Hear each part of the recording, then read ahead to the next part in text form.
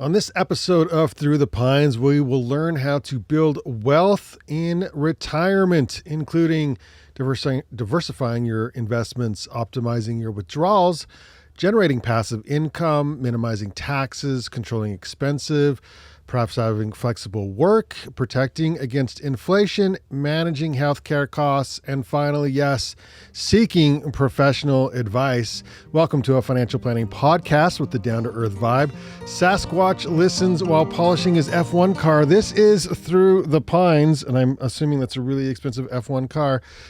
We welcome back into studio our financial planners for this episode, Rex and Brandyn. Let's go, Rex and Brandyn with planwithbaxter.com. They are the 2023, 2024, and 2025 Forbes Best in-State Wealth Management Teams for Utah, along with the Advisor Hub's fastest growing advisors to watch under $1 billion, and the receivers of the Ameriprise Client Experience Award, which means hopefully they know what they are talking about. So thank you, Rex and Brandyn, for returning to this episode or to this program for this episode. Let's dive into Rex. You just mentioned a minute ago, wait, are we broke or are we building wealth in retirement? Like, what are we doing in retirement? It's like, well, the idea is to not maybe go broke in retirement. Maybe if you decide to retire because you have money, is there a way to just build on top of that wealth and while you're in retirement instead of just draining it all and then actually having more money to leave as a legacy or something to your loved ones and friends and family who get to receive all that? Or do you just drain it all? What do you do? I think it depends on what your goals are, right? Yeah. It's interesting because Brandyn and I will always go back and forth a little bit. Not necessarily on going broke in retirement, but Rick's like, I don't know, it might be fun. I am not like, oh my gosh, it'll be fun. It won't be fun. I can tell you right now, it is not fun to go broke in retirement. But we do have a discussion a fair amount of the time about what is the goal. The goal to pass on a really strong legacy and to try and grow as much as you can during your lifetime, your wealth? Or is the goal to live comfortably and not necessarily amass a bunch of money, but have great experiences and make sure that we're not stressed throughout retirement, and so we still pass with significant, a fair amount of assets, but not so many assets that it's just growing and growing and going parabolic up, right? And so, I personally, I want to have experiences. I want to create those memories and things like that. But I also want to leave, if I can, a significant legacy to my kids and grandkids and to my family. And I think that stems from me not growing up around money very much. And me, seeing my parents really struggle as I was being raised, and dad having to work 3 jobs, and mom making our clothes and most of our food coming from a garden or hunting or fishing, things like that, is I want to provide a different experience for my kids and grandkids to some extent. And so I want to build that wealth. That's part of my personal goals, is to build that wealth over time and pass on significant amounts. So for the purpose of this particular episode, we will be retiring with some money and then building upon that wealth while living well during retirement. Yeah, I think that's a great premise for this podcast. Brandyn already has thoughts. I have a question, and it's a genuine question, and I hope Here we go, guys. I hope it doesn't pry too far. But my question is, what is your vision for that? Right? Is it passing, $1 million or $2 million to each kid? Wait, because you're just going to spend it all? Me? Yeah. Personally? Yeah. Well, but like a good financial plan. So contrary to popular belief, right? A lot of times people think you grow your money, you have your retirement date, your retirement party, you get your gold watch, you sell all your stocks, and then you just slowly set up a trickle where you just pull money out of some bank account, right, that you live on the rest of your life, and you basically calculate that to go to zero. Right. That's on the day you die. Right. At age 95 or whatever you project that, right? That's not financial. I mean, it is financial planning, but that's typically not the best scenario. Usually, even on day one of retirement, you've got some money that you don't need for 10, 20, and 30 years. Why on earth wouldn't we have that invested 100%. and growing at a higher rate of return that allows you to, but with that investment comes some volatility, right? And some ups and downs. And so in a typical retirement plan, when someone tells us, hey, my goal is not to pass on a ton of money, what that chart usually looks like is growing until retirement. At retirement, usually you actually have the money continue to grow for the first decade to decade and a half before inflation kind of kicks over and it levels out and maybe starts kind of tailing down it towards the end. That's what a typical good financial plan for someone's like, hey, objective is not to leave a bunch of money, but I need to make sure that I have some extra expenses saved up for the unexpected, like poor market returns at different times, like a premature death, right? If one of the spouses passes early on, that's hard, right? We lose a Social Security benefit, the lower of the two. We lose a tax filing status, right? So that can create headwinds. We also need a little bit of extra saved for long-term care, right? Like what happens if someone goes into a care facility and needs some extra money? And so you can't really just budget. You can't predict the future. So you can't just budget to spend dollars down to zero. And so that's what a typical financial, plan for someone that's not looking to save. But getting back to my question for Rex, what is the vision of that goal? Like, what do you want? Like, is it that when you die, when you're, 90 years old, and each of your kids, when they are 60, 70 years old, each inherit like a significant, like $1-2 million so that they can then travel with it, have retirement cost? Like what, I guess that's my question. Or is it creating a lifestyle beforehand? I don't get that. Yeah. So I'm not a great client probably because my goal constantly changes, right? The more I save, the more I make, I keep raising the goal. Sure. Right. And that's a great client. And so well, it looks like we need to save more. Yeah. To everybody out there, that is a great client. If you're in that situation, come work with us. Right. And so I think for me, I want to be able to have my kids and my grandkids be able to provide opportunities for their kids to, whether they're trying to start a business, to be in a position to help with that, to not have debt and to be debt free, right, throughout that family chain, and to be able to provide experiences as well.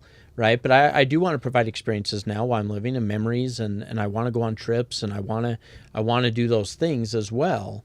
But I do want to try and build enough wealth that I want it all. I want to be able to do both. And I'm willing to work hard to make that happen. Does it worry you that the average inheritance is spent 1 to 3 years after it's given to? Yeah, which is very true, right? Regardless of the amount of inheritance, it typically is spent within 18 months.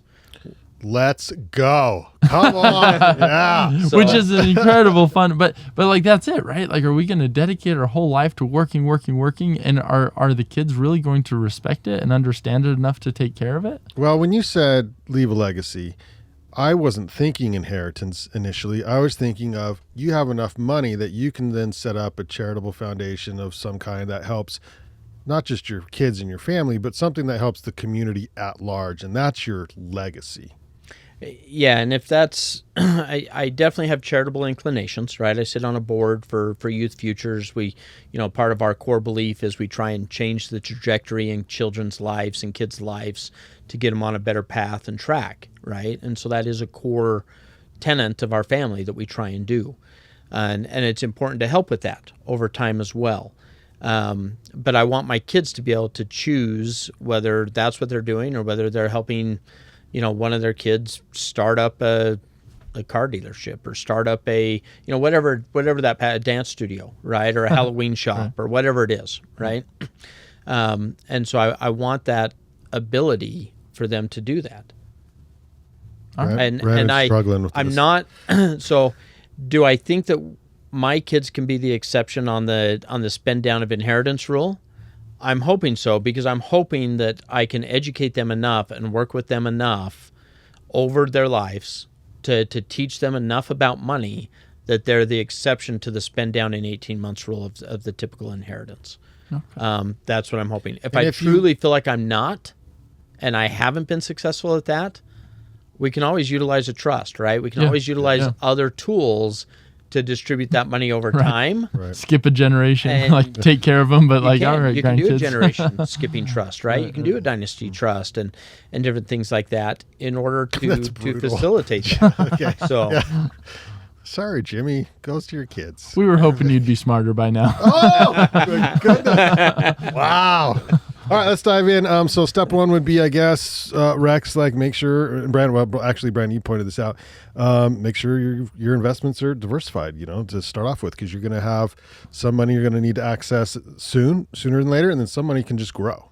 Yep. Yeah, because concentration is the greatest creator and destroyer of wealth, as Rex always likes to say. Okay. And he's not wrong, right? When you have a concentration, essentially what you're doing is you're turning up the variability. It could take off or it could completely collapse.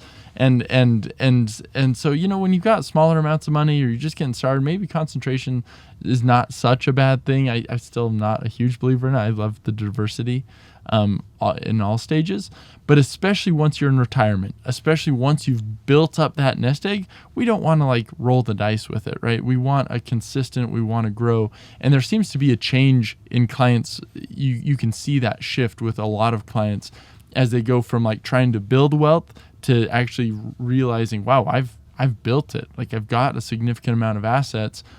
Now that shift of, okay, now I don't want to lose it. Right. I still want it to grow. I still want it to grow efficiently, but man, I don't want to wake up one day and have to start over. And so that's where that diversity comes in. Yeah. Rex? Yeah, I think diversity is good, right? Especially in those retirement years as you're trying to not only maintain your wealth, but grow your wealth reasonably and responsibly. I think that's very important to do. So I think you need to be smart about that. Yeah. Rex, what's the withdrawal? So the next one would be to optimize your withdrawals. What's the current withdrawal rule? I think this one, the Chat GPT / Grok answers here were follow the 4% rule for adjusted inflation to withdraw sustainability from savings. So, for example, a $1 million portfolio allows for $40,000 a year. But is that changing, or is that still about the same number as far as withdrawals, or how does that work? There's certainly a lot of white papers that have come out over the last few years that are debating the 4% rule, and saying, well, maybe it's 5, maybe it's 3.5, and if inflation is kicking up, then is it really 4%, or different numbers like that. I still am pretty comfortable with 4% for most of our clients. That if you're growing your portfolio at 6-7%, something like that, and you're pulling out 4, then you're going to continue to increase the portfolio basically at the rate of inflation, which maintains your spending power. It doesn't necessarily continue to build and add onto your wealth. That kind of maintains your wealth. And so, if once you get a certain amount of money, you may not be spending 4%. You may be spending 2%, right? And that may be enough to sustain, your living standards and your traveling and the experiences that you want to create for your family. And for me, that's part of the goal, is to get enough saved up by retirement that I'm not spending the 4%, that I'm spending maybe 2 or 3 or something less than 4, so that I truly am adding to my wealth throughout my retirement years and not just maintaining my purchase. Because the interest you're earning is more than what your drawdown. Right. Okay. Right. Even with a conservative portfolio, because these are retirement portfolios, right? Which, can we be really aggressive as we're growing? Absolutely. But as you get into retirement, you want to make sure we've got enough set aside and safer money, because you never know when the next. So you move from like an average around, which is aggressive, you'd say between 8% or 8 to 10% is aggressive, and then what's modest? It depends on market cycles, right? It depends on, there's a lot of things, but like Rex said, right, if we're in like a moderate portfolio with maybe 60% stock, 40% in safer, bonds and things like that, then planning on that 6 to 7. Usually we plan on 6% in our retirement projections to be really safe. But there's some variability. How does that math when you're like, okay, the interest that I'm gaining is let's say 6, keep the even numbers, but I'm withdrawing 2 because I'm living below. Then is that a net 4 or is it more complicated than that?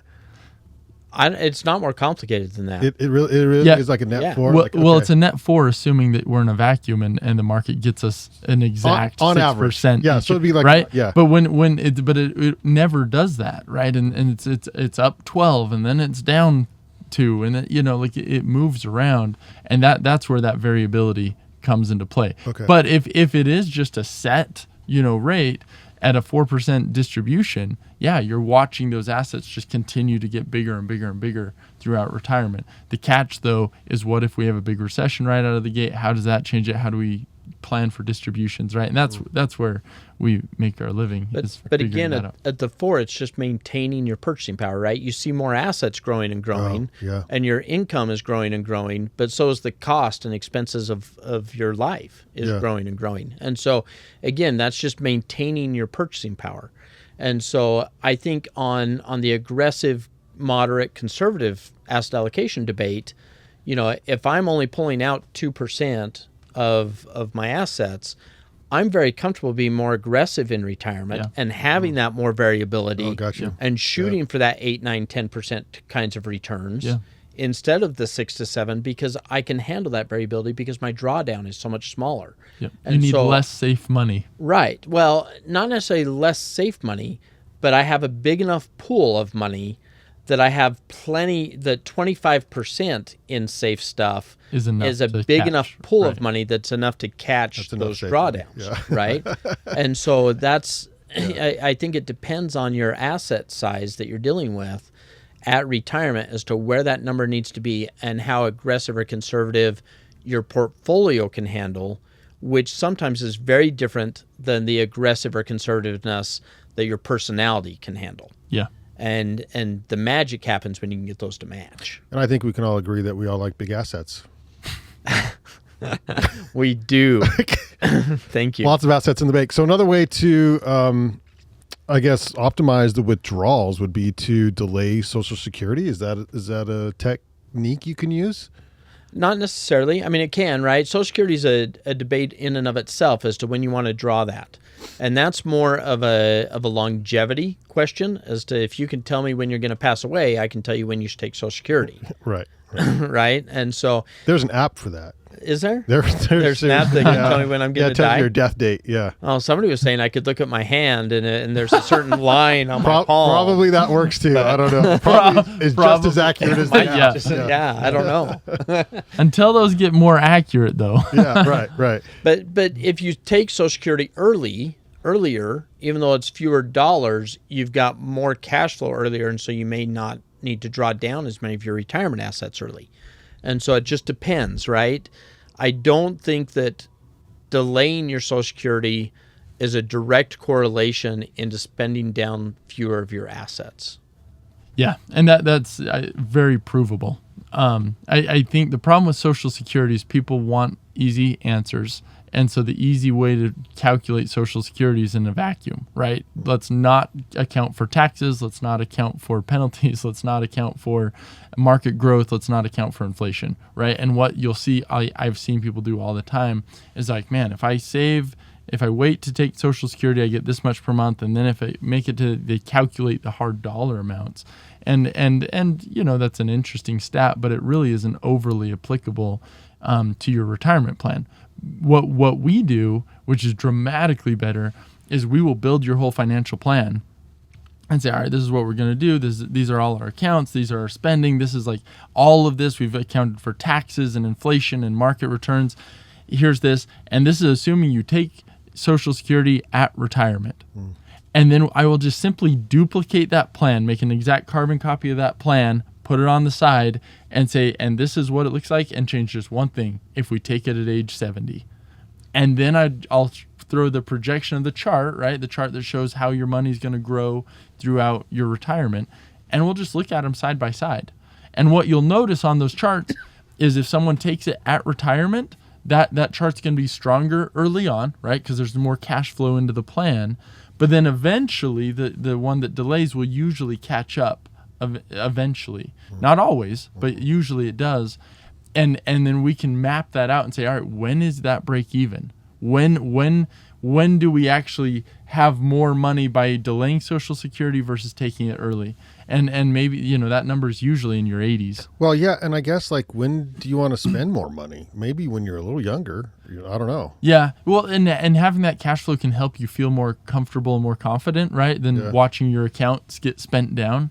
But ultimately, when we're doing a carbon copy plan, we're showing exact same spending, right? And ultimately, what nets us the most dollars. But that's the beauty of planning, right? Is if that's your goal, then we can sit there and put into the plan of, I want to spend X amount more between, if you're going to retire at 65, between 65 and 85, I want an extra $20,000 a year to go travel with, or $50,000 a year to go travel with during that 20-year gap.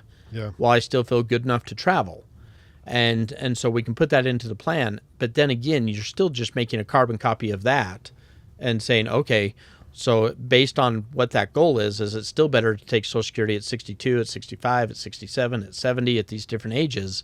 And when is that break even? And like Brandyn said, most of the time that gap crosses somewhere in your 80s. I've seen it as late as 91, 92, and 93.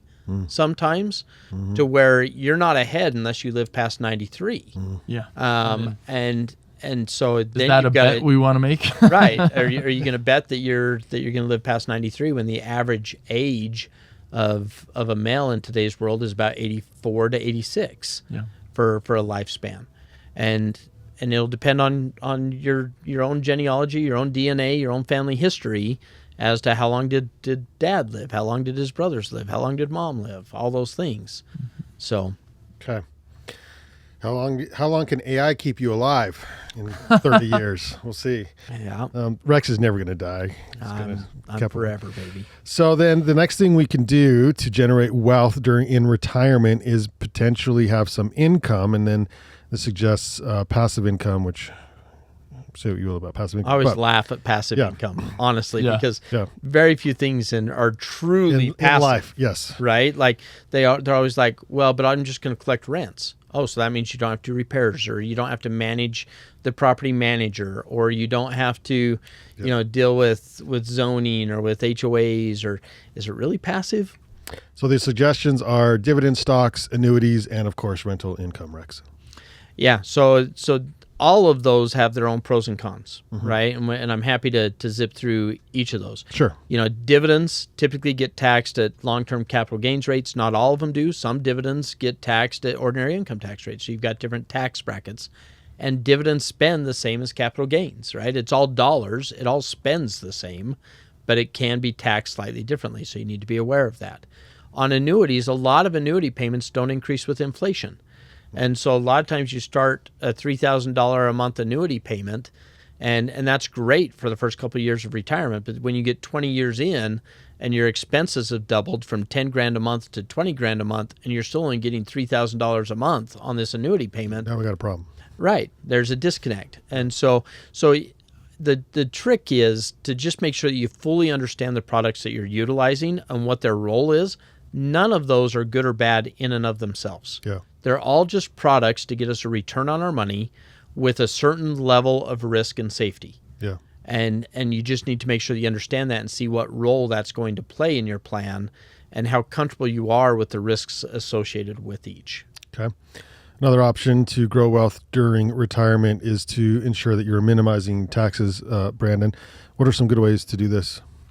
Yeah, I think doing planning with your financial advisor and your accountant. And you guys are not CPAs. We're not, but we work really, really well with CPAs and love to have those conversations. In fact, just yesterday I was meeting with a client and she was talking about, like, I brought up, hey, maybe we should be looking at a Roth conversion. And she's like, oh, my accountant was trying to tell me about a Roth conversion, right? And so having those conversations, but it's hard because sometimes we talk to people like, I want to do Roth conversion. I'm like, you're literally in the highest tax bracket of your life and will be for the next 5 years. Why on earth are we trying to pay all of our taxes when you're in the highest bracket? That doesn't make sense unless you think something crazy is going to happen, and then in which case then let's talk, right? But yeah, I think those are very individualized. But having an appropriate tax planning strategy can save you, thousands upon thousands of dollars if you can get it, depending on where you're at and if you can get it right. Yeah. Right. Yeah. Tax planning is critical. Yeah. Right. Because you do want to minimize your taxes within the scope of the law. Right. And the only way you're going to do that most efficiently is meeting with your financial advisor and your tax accountant at the same time. During the same But you got to get them in this room at the same time on Zoom. It sure is helpful Yeah. when we can do that. If not, we're kind of going back and forth and not. Things like make sure you ask them this or make sure you ask her this, and then it gets like, oh boy, well, I forgot what she said or whatever. Well, there's disconnects, right? Yeah. It's easier to do the what if scenarios and questions if it's right there at the same time. Yeah. And so that is better. At the same time, we don't let taxes control our investment decisions, right? If there's a reason to buy something or to sell something from an investment standpoint, then you still need to do that. I can't tell you how many times I've seen somebody that has, maybe $1 million worth of stock, and they're like, oh, I can't sell it because of taxes. Taxes are going to cost me $150,000 to sell that on my capital gains, and so I'm not going to sell it. And next thing we know, the stock's down 30%. And so now instead of it costing $150,000 in capital gains, you've lost $300,000 in value, and you still get to pay $100,000 in capital gains on top of that. Wow. So we want to invest with taxes in mind. Yeah. But we don't want taxes to control your investment decisions. Okay. A lot of times that conversation, as a financial planner, I'm talking with my clients about the different strategies and different things that they can utilize to kind of really gauge their interest, right? Some of these take some work and then take some, a little bit of risk. Hey, we're going to convert this and it's going to be at this rate. And so a lot of times I'm having that conversation with clients to just see, hey, is this something you're interested in? Do you think, where's your mind at as far as current tax rates and future tax rates? And if we can come, as the client come together and say, yeah, this probably really makes sense. At that point, usually I'll just call their accountant with them on the phone and say, hey, this is what we're thinking about. Do you have any thoughts, right? Are you comfortable with that? Do you have any other input? And most times accountants are like, oh yeah, that makes a ton of sense. Let's go ahead and do that, right? And we're all on the same page. But obviously we're also happy. I've had other times where accountants want to have full meetings, right? Where we all sit down together and we discuss it. But usually we can just kind of come up, as we do the financial plan, we can come up with the strategy. Because as financial advisors, we have better software for projecting taxes and understanding the long-term things, and accountants are a lot better at like what's this year's tax return going to look like. Yeah. There's so many areas where the taxes have a significant impact, right? If you're a self-employed or entrepreneur or something like that, and you're running your own business, one of the big questions is how much do I take as salary versus dividends out of the company? Am I structured as an LLC or an S Corp or a C Corp? How is that structure going to impact my taxes? What retirement plans are available to me for additional tax deductions on that business structure? And how much do I have to run through salary versus dividends? Because both those have different tax rates and different tax implications. So there's a lot of these different issues that as we're getting into retirement that we need to be looking at, because a lot of times if we're truly trying to build wealth into retirement, you may have retired from your 9-to-5 job. That doesn't mean you're done working, right? That just means that now you're doing something that you're extremely passionate about, you love, and you're going to continue to go on that next phase of life, whether that's you're loving to do real estate, maybe you're building developments, maybe you're starting up a business, maybe you're helping your kids start up businesses. But lots of times if you're truly trying to build and create wealth, rarely are you ever done working or doing something like that. You might just be done with the normal grind. Yeah, that's a whole section that you just jumped ahead to, Rex. Oh my gosh, I knew I should have looked at your outline. I know you should. No, it's okay.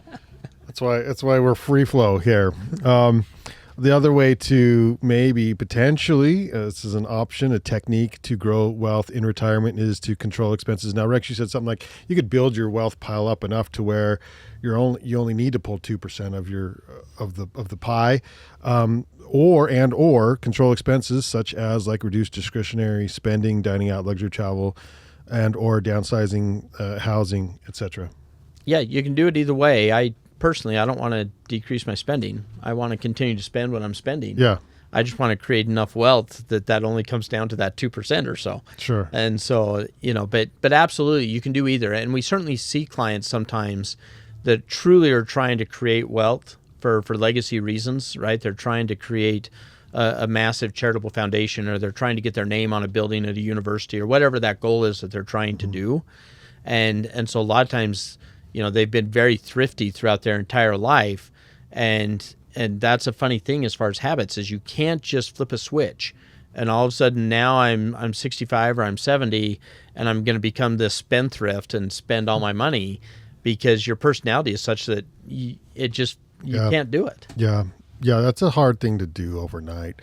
Maybe slowly you can back things off a little bit that you don't need or find yourself not utilizing as much. Be like, oh yeah, I really don't need 17 monthly payments of all the different Netflix, Disney, all the things. Like slowly back some things off or whatever. But to really downsize like a home and things, that's a big decision. Well, generally, even when you're downsizing those expenses, typically it just flows somewhere else.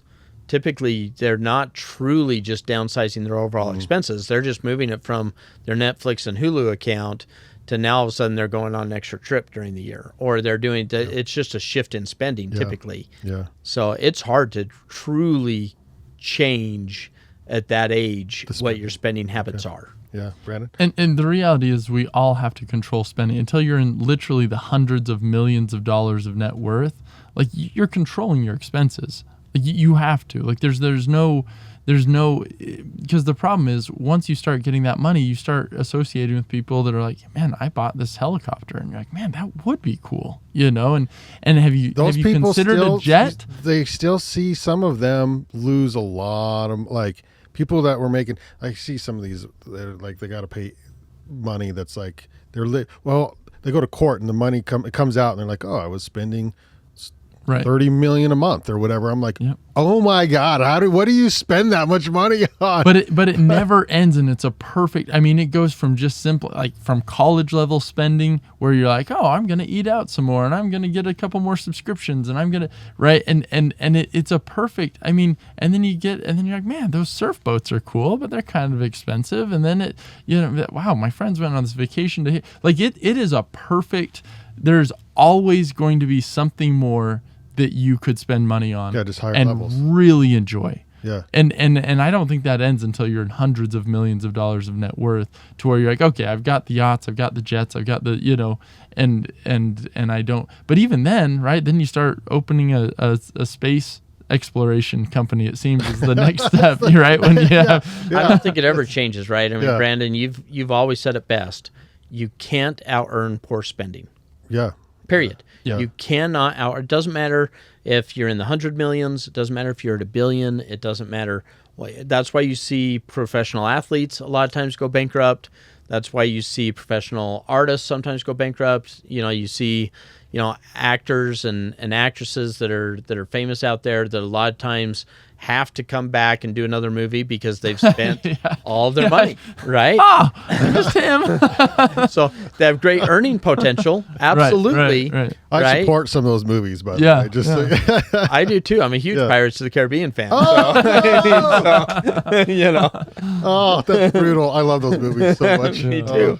I'm hoping for another one. Johnny, if you need to make some money, I'll go see your stuff. Right? I'm a fan. So, but that's where a financial advisor, we help our clients control the expenses. Every year's different for people, right? And sometimes you have an expensive year, sometimes you don't. But where we can help provide that accountability, sit down and be like, man, this is what we spent over the last year. Is this sustainable? Do we need to kind of cut back? Can we, or it seems like just as often we're meeting with clients saying, you really can spend more, right? Like, can I just send you a little bit more money every month to hit your account? Let's see if you spend it.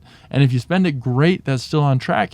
If you don't spend it, then and it's just sitting in a bank account earning nothing, then okay, we'll cut that spending down. You're as comfortable as you're willing to be, right?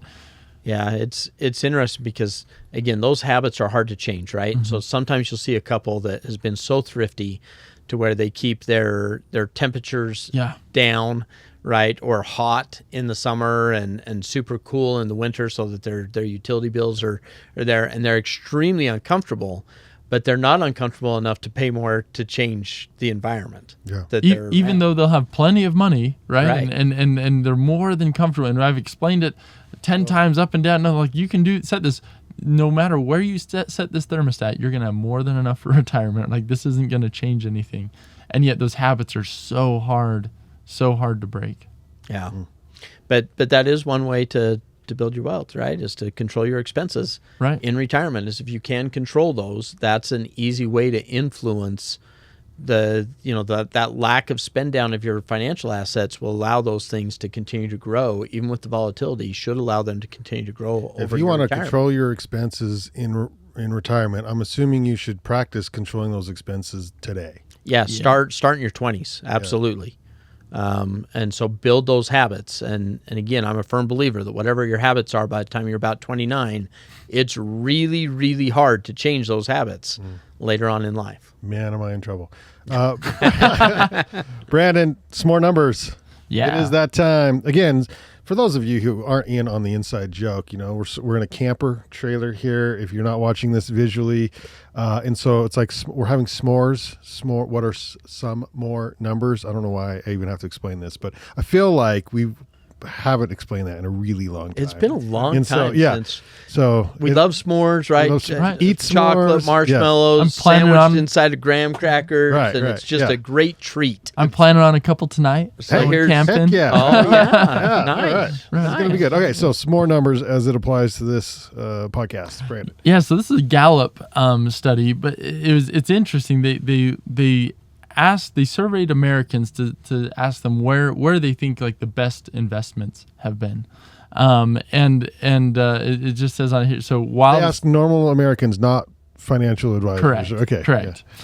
So while the stock market has outperformed real estate like very handily over the last 50 years.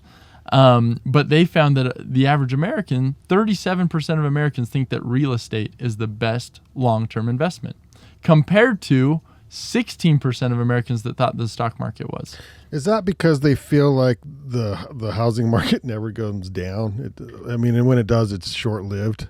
I think it's because it's not shoved in front of your face every minute of every day, as far as the volatility, the pricing. Yeah.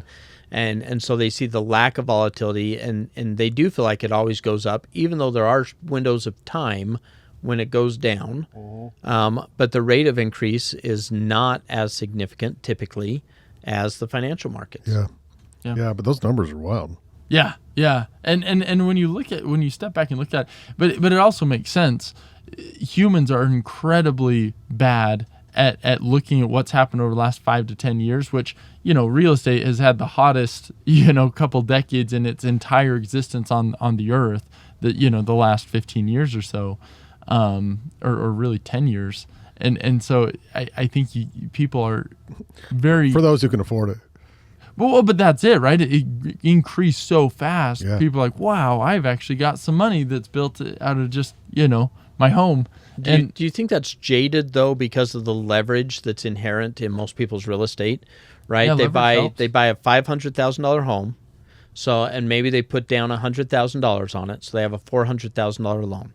That $500,000 home goes to $600,000, so they put $100,000 of cash in. They're pulling $200,000 out of that because $400,000 of that was debt. Yeah, and very few people do two things. One, they don't add in the interest cost, the property taxes, the upkeep, the repairs into that cost.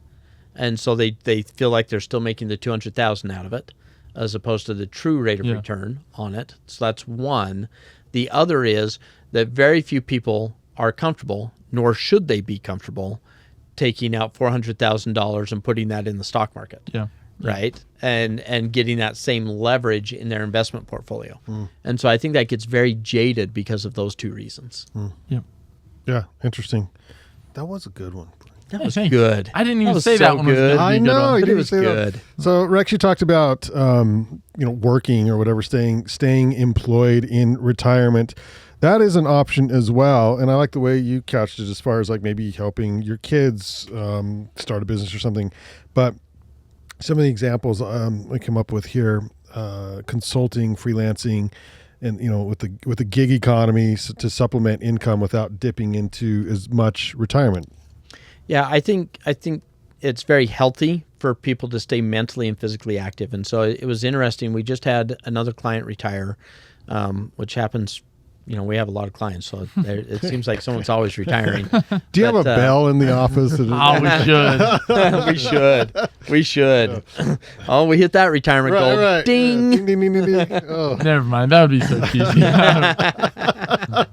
It would. That's the point. That's why it's so cheesy that you got to almost do it. So, okay. So he retired, and yet he wanted to be a consultant. So he's actually consulting for the same company that he retired from, but he's only working, maybe 2 months out of the year. Yeah. And at that, it's on his own time frame, meaning he may put in 5 hours this day, 3 hours the next, and so forth on this project. But that's great for him. It keeps him physically active, mentally active, keeps him engaged. It provides some extra income, which he doesn't need, but is fantastic for him. And we see that a lot with people. It's crazy how many times clients will hate their job, or their employers just kind of whatever it is. Like, I need to retire. We run the numbers. Like, hey, you're good. Let's go. We can go ahead and retire. They go into the boss like, hey, here's my 2 weeks. I'm taking off, and the employer's like, whoa. Like, let me work with you. Like, can we increase your pay, decrease your hours? Like, what can we do? Can we take away this part of the job you don't like? I've seen this happen over and over and over again. This is not a technique you should just try if you need your job. Right. But that's the benefit of financial planning. Yeah. To know whether you need it or not, because it's a complete mindset shift. Yeah. And sometimes it's just individually, right? Like, if you know that you can retire whenever you want. Yeah. I've seen people go from I need to quit this job to, what, another year wouldn't be too bad. I'll stick it out. Yeah. And I'll wait until someone makes me mad, and then I'll leave. And it changes people's perspective. But I've watched it where people get raises, they get less hours that they have to work. It works really, really well. But obviously, I wouldn't recommend that unless you're ready to retire. Yeah. It's interesting, right? Was it Colonel Sanders or KFC that started his 70s? Yeah, well, I think it was 67, 60. It might have been 70, but it was a late in life, a career change for him, and business venture, that he wanted to do something different. And I see that so frequently from people that are in their 60s saying, yes, I want to be done with being forced to work and required to work and with this company, but I'm not done. I still have energy. I still have life. I still want to go and do something. Yeah, I want to be productive. And I want to make a difference. And social, and make a difference. In some circle, I want to make a difference. And I want to kind of create something. Yeah. And I hear and see that a lot. And so a lot of times I think that's the goal. Is that my phone? No, that's coming through the audio. Hey, let's take a call from the audience. Yeah. Oh, just kidding. Just kidding. Somebody agreed with. Hey, instead of a bell that we ding, we're gonna have that ringer every time somebody hits retired. Yeah. Somebody just retired. That's what the only problem with that. I'm sure there's a button for that, but when everything is all plugged into the same Apple Mac configuration, it every once in a while ends up on the podcast. That's okay. Everybody understands. That's a first for this one, though. It was, yeah. Almost 80 episodes, and I think that's the first time. Yep. That's pretty good. Which is, okay, so, and it must be said that when I started podcasting over 15 years ago, 2010, we did a radio show where my wife would call almost every single time that we were on the air. Because it was live on the air. Yeah. And then not call into it. Call into it. Just give me a call, because that was the time she got off or something, and then would call me. And then so finally one day we put her on the air. That didn't go over well. It still happens every once in a while. So that was the first call, and then the second call was a spam call, and I don't know why one didn't go through and the next one did. Probably because I clicked end on the computer and then decided, you're on your computer. Let's ring through all the things. Who knows? Funny. You put her out, so she's like, "Hey, could you grab some milk?" You're like, "Hey, you're on live." I was just basically. So, yeah. But staying busy, working through a retirement is an option, and also could be good for your mental health.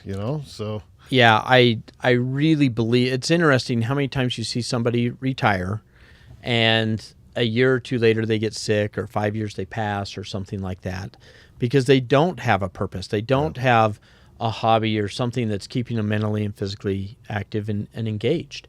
And so I think it's really important for a mental health standpoint, as an energy and just a fulfillment standpoint. But if you're truly trying to build wealth, then I'm not sure you're ever really done creating. Yeah. We had one client that unfortunately just passed away. He's been a client for almost 30 years of ours, for a long, long time.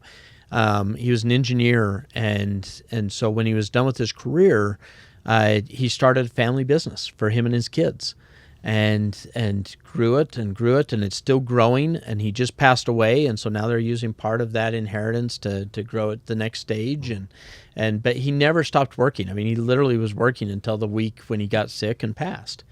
And I think for a lot of people, that's what they want, is they want to stay active and engaged, and when that time finally comes, they want it to be quick and hopefully short and painless. The I won't give the names, but the automotive repair person I use is named after the original owner, and I was talking to, it was his son who works there, owns it now, and we were sort of had this conversation. Why? I have no idea, but we were going through this, and he says, yeah, my pops always said that rocking chair is going to kill me. And it did, because he got out of it one day and went to help do something physical or whatever, and then had a heart attack. But he had spent a couple of years just hanging out in the rocking chair in retirement and not really doing anything. And then when he decided to do something, that was the end. And so, but his son remembers that, and gave me that story, and was like, I'm nervous to when I retire, I don't want to be in the rocking chair. Like, that's not my retirement plan. I'm going to have to do something. Right. Yeah. Yeah. Well, I think if you're truly trying to build wealth in retirement, there's a couple of key items, right? You want to, if you can control your spending and keep it down so that your distribution rate on your assets is lower than 4%, not at 4%, but lower than 4%, I think that's one, right? I think another one is, if you can continue to stay, if you have significant assets, if you can continue to stay fairly aggressive with your assets, then they'll grow at a that you'll have more volatility, you'll have more swings, and you're taking more risk, absolutely. But you should get compensated for that added risk with a higher rate of return over that time period. And so if you can do that, I think that's very helpful. And then if you can add to the revenue, to the income side, by continuing to have adventures and continue to have business interests, whatever that means, whether it's consulting, whether it's starting up businesses that are successful either on your own or with your kids or with whatever that is. I think those are kind of the three key things: expenses cut, revenue increase, and risk maintain higher levels. Yeah. Brandon, we have these last two, which we can just buzz through real quick. Protecting against inflation. And this is where you need to seek professional advice, probably from your financial agent. And then finally, managing healthcare costs. Yeah, those are both really good ones. So hedging against inflation, that's something we're always kind of aware of with our investment plan. And there's various products, right? I had a note on like Treasury inflation protected securities, so TIPS. It's interesting. Those can work, and we've used those before, especially when we were in that inflationary period, and that worked great. But what works better usually is market, right? Like stock equity exposure, because that actually usually historically is floated on top of that. And not only has it floated on top of it, but it's also provided a better rate of return. And so kind of like what Rex said, right? It comes down to understanding how much risk you can take and can you stay at those higher levels comfortably, and also have enough set aside that you could get to a downturn that can really help grow that. Healthcare costs, that's a hard one. Because we don't know what healthcare is going to look like 10, 15, 20, 30 years from now. Yeah. But I think, again, it's working with a qualified professional that's what their focus is, that's what they do, and make sure you pick out a plan that meets what you need. Well, on healthcare, making conscious decisions as to how much of that exposure do you retain as far as cost risk, how much of that are we eliminating, right, from our lives, as far as are we maintaining our our health? Are we going to the gym? Are we maintaining our fitness and reducing the risk of diabetes, or reducing the risk of obesity, things like that are obvious health risks? And then also, how much of that are we transferring to other insurance companies? Are we transferring it to a secondary health insurance cost? Are we transferring it to a long-term care insurance cost? Are we transferring some of that risk for a cost to an insurance company? And I think managing your health care, depending upon where that is important for you to evaluate and understand the pros and cons. Obviously, the more assets you have, then typically the more you can self-insure and have kind of emergency policies that kick in for extreme medical expenses on top. But it depends on your wealth and what your priorities are. But healthcare is a tough one to predict, and yet it increases typically at a higher rate of inflation, especially during that last 20 years of your life, because that's when you need more healthcare coverage. Yeah. Finally, as we close out, obviously some of the stuff is complicated, so the best thing to do is contact your financial planner. If you don't have one, visit planwithbaxter.com. Rex, this is something that you specialize in, is helping people build wealth. Yeah, call us. Yeah, I mean that's what you do. So thanks. Yeah, thanks for helping out. Thanks for having us. Great topic. Yeah. This has been Through the Pines. If you found value in this podcast, consider supporting us at buymeacoffee.com/Brandyn Media, where Rex won't tell you, but I'll tell you, you can just give us all your retirement. And then that will go against everything you just listened to in this podcast. I will not tell you. Nope. No, but you can set up a $5 a month thing or something like that there, and that helps us out tremendously. It's buymeacoffee.com/Brandyn Media. You can watch and subscribe to us on YouTube at Through the Pines, where you see our wonderful, beautiful faces. Like our Facebook page, Facebook on Pines Podcast, Pines Podcast on Facebook. And our Instagram is Pines_podcast. This has been Through the Pines, reminding you to use yesterday's dollars to finance tomorrow's dreams. Dun, dun, dun.